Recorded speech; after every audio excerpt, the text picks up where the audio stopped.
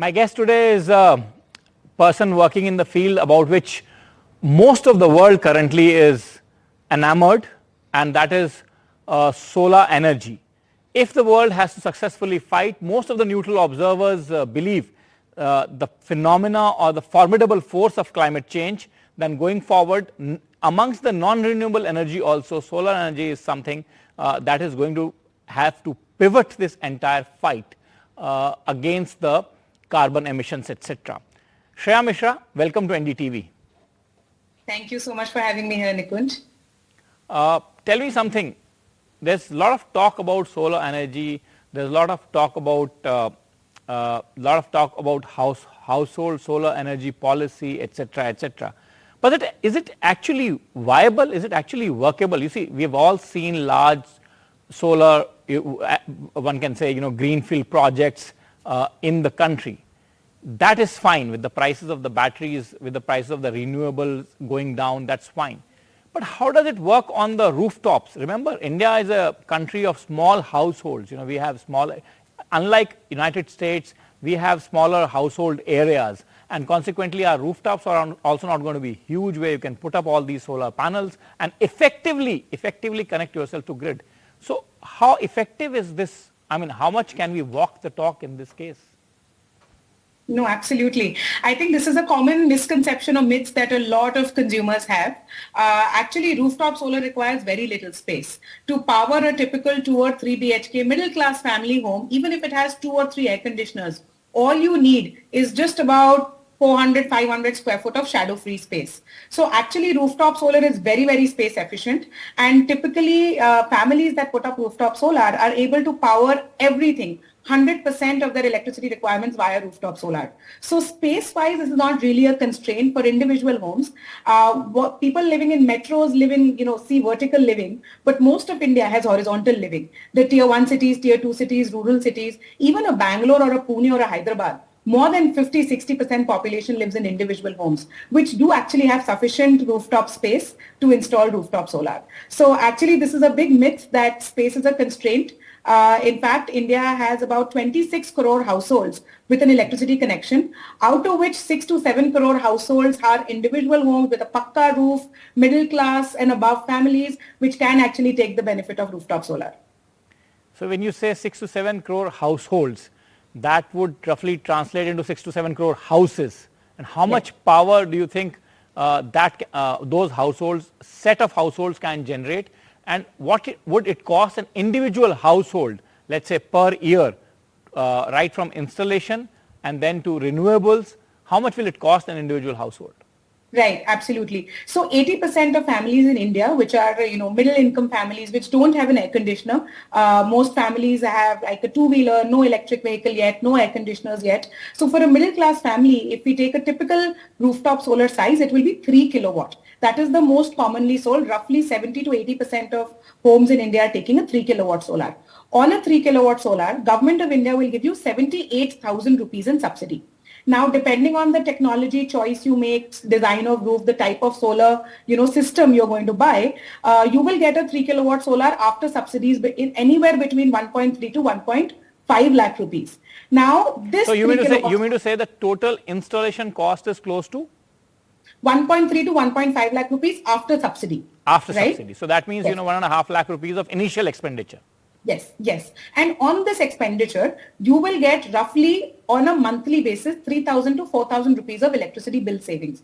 So imagine if you're paying, let's say 8 rupees of electricity, which is the basic tariff in bulk of India today, you will be saving 3,000 rupees a month on a 3 kilowatt solar. So 36,000 rupees a year, right? So in 5 years, you will more than make up for the initial investment of 1.3 to 1.5 lakh rupees that you have done. And this rooftop solar will give you free electricity for 25 years. So the economic case of solar is actually very, very clear and very, very well understood now by the masses. In India, actually, till date, under the subsidy scheme of Government of India, roughly 6 lakh homes have installed rooftop solar up until December 23. In the last 3 months, of course, after the Pradhan Mantri Surya Ghar Yojana, the interest is very, very high. And I wouldn't be surprised if, 1 or 2 lakh homes have already gone solar in the last 3 months in India. So people do understand the benefit, and the economic case is very, very good. So The problem with all this new technology, or let's say, non-fossil fuel technology, be it in the EV, be it in the solar, the issue is of battery, issue is of the solar cells here, as you would probably call them, cell tech solar, that's the issue. What is the replacement cost, and how soon, because see, the technology may become cheap, but then there would be always a danger of damage, because you are installing them on a shadow free area, which would also mean cover free area. There will be no cover over them. The damage, then the battery life, the recharge life, that renewable cost, I mean the cost of renewing the renewable product, then also becomes an impediment in such technologies almost always. Right. So again, I'd like to, share some of the facts which, this is a common misconception, and I'm happy to clarify that. So firstly, all of solar in India is grid connected. So we do not buy batteries with solar in India. These are all on-grid solar systems. That is because India as a country has made net metering a legal right for residential consumers. So every homeowner with an electricity connection in India, it is his fundamental legal right that he can access net metering. Now, what is net metering? Solar produces power during the sunshine hours. So what happens post sunset? How do you produce your power from solar? You can actually, just the way you park battery during sunshine, park electricity in the battery during sunshine hours, you have to spend on the battery. Government of India has said that the Indian grid is your free, capacity to store electricity. So homeowners actually park electricity into the grid during sunshine hours. Post sunset, they take it back from the grid. And this facility is called net metering. This is one, a legal right. Two, it is free in most parts of India. So with this, Indian families actually don't have to invest in batteries, number one. So that question is answered. Number two, coming to the solar system itself. A solar system has more than 70 components. The three main components will be the solar panel, which is made of the solar cells that we just spoke about. Second is the solar inverter. And third is the structure, or the module mounting structure on which you install these solar panels, right? So those are three main components. There are more than 70 other components. Now, the life of the panel itself is actually 25 to 30 years. Right? And it actually does not require any replacement unless there's a manufacturing defect, in which case you can get a warranty replacement, or if there is, some kind of physical damage, which is not very common, honestly. But in that scenario, you will have to incur some replacement cost. But, airports, railway stations, government buildings, solar power plants, big parks, they've all had solar panels for years and years and decades, actually. Without actually incurring any kind of major replacement costs. So you obviously make a very solid case, Shreya. You come from that field, and that's your field of startup, if I'm not wrong. You make a solid case, that's fine. But if that is the magic wand to fight off the electricity crisis, or to stave off the power shortages, which this country is all too familiar with. Remember, the rural household that you talk about, or the tier 2 or tier 3 cities that you talk about, are still in the epidemic grip of a power shortage. Epidemic grip. That's not a regular grip, it's an epidemic grip.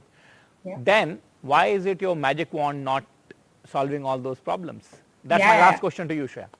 No, that's a very good question. See, if you look at many other countries, look at countries like Africa, which have massive power shortage.